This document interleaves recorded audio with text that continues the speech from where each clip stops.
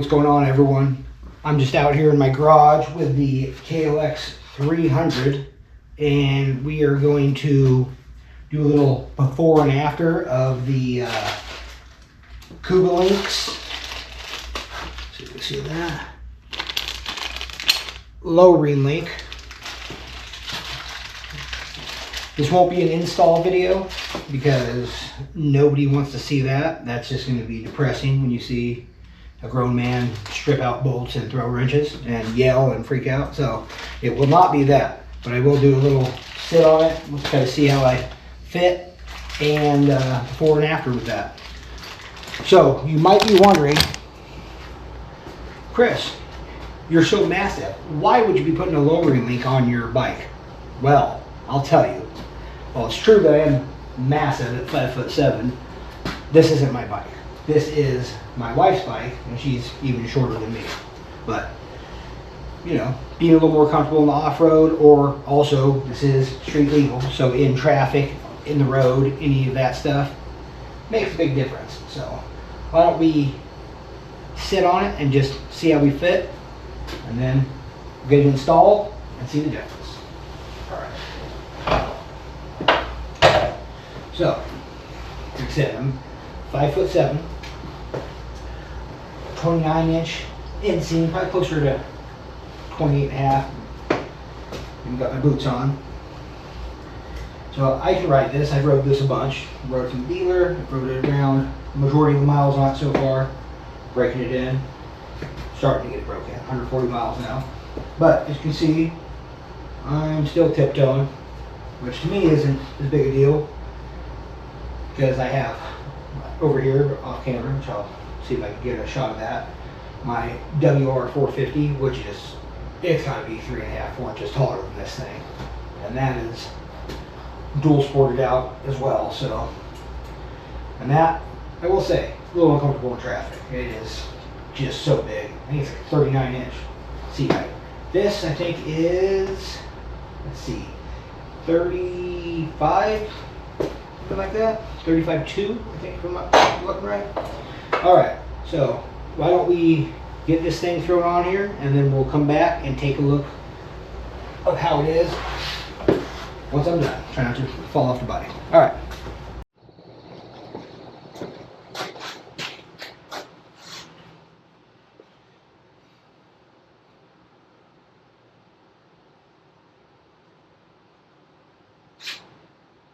Alright guys, we're all finished. We got the lowering link installed, and then we loosened up the triple clamps to raise up the fork in there a little bit. And I didn't measure before and after, but I did go with the 1-inch lowering link, and I think I got about a 1/2 inch on the forks. So I'm assuming it's around, mainly right there, around 3/4 to an inch. That's my guess. They do make longer lowering links that would drop it more than I think a 1.5 and a 2, or it's a 2 and a 3. I'm not quite sure. I wasn't going to do that. I don't like really changing suspension geometry a whole lot, especially on something that's going to go on the road.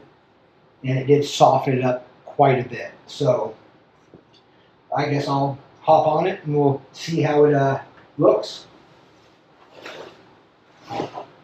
One thing I noticed right away is it did soften it a lot, that extra leverage.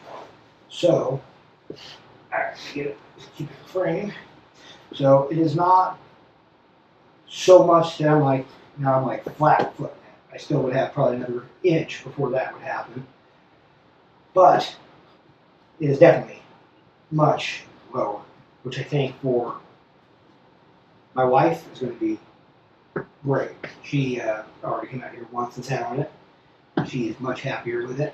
Now I will say though, with the softer in the back now that it is, I think I'm going to have to definitely, as soon as I get a chance, set the preload or the sag on this back suspension to get it a little more correct. So it's probably going to be a hair higher than this by the time that I get done with that. But I haven't had a chance to do any of that yet.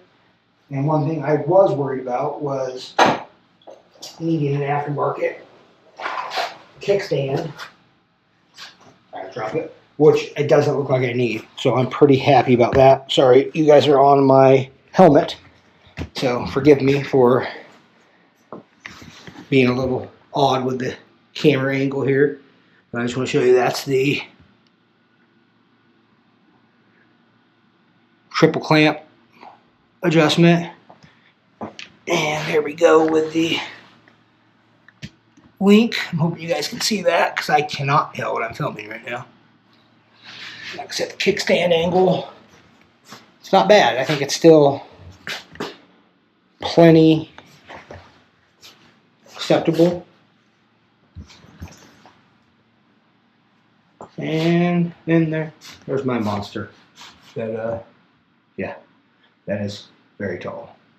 Which I'll probably be showing some of the things that done that because I did make it dual sport.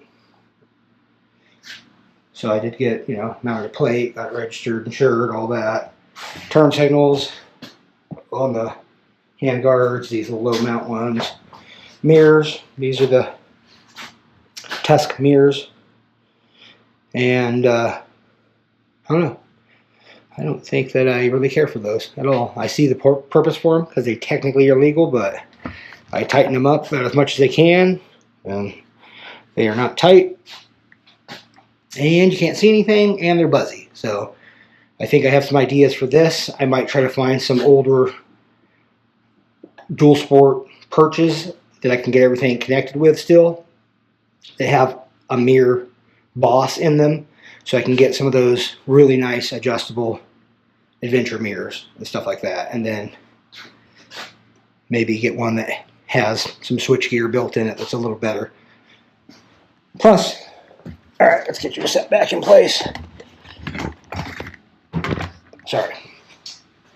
Plus, the switchgear is pretty old on that, and it didn't occur to me that by having incandescent lighting on it, that when I switch to LED, nothing works. Yeah, I mean, it's all on, but I got to put a relay in for that, which I haven't done yet. So, you know, fun stuff. Either way, it's street legal now, so. That thing's massive though. It's like probably 4.5 inches taller than this one now. So anyways, not like I said, wasn't an installation video. You don't want to see that. It did go smoothly though, believe it or not. It's about 30 minutes tops. That's with me filling through my tools. I did use an impact to pull off the lowering knee, a little bit easier.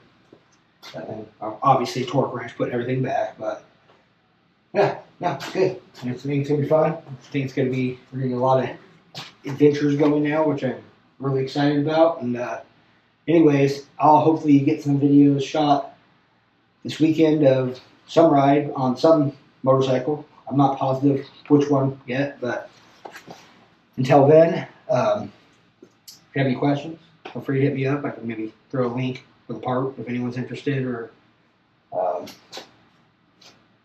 just kind of answer your questions that I might be able to, which isn't a whole lot, I guess. But so anyways, thanks for watching.